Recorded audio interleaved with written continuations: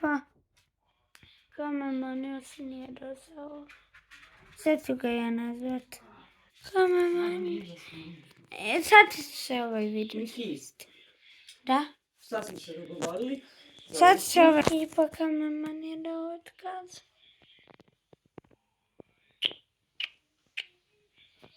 Nisam tek počeo video. Mora se nešto loše desiti da se naljuti i on dade otkaz.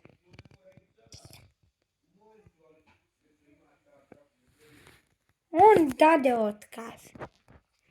Eto. Dobro. Vidite koji je početak.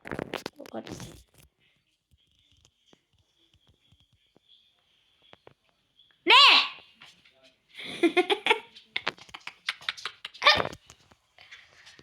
Lola, dođi!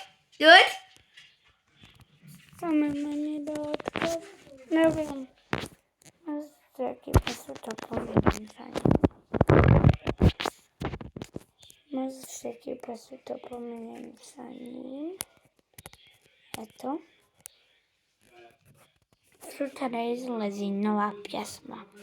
Čekaj, stavite svi alarm i čekajte je. Eto.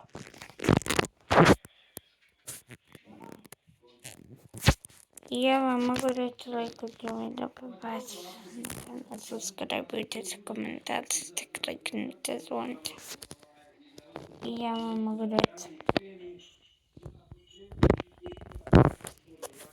mogu reći.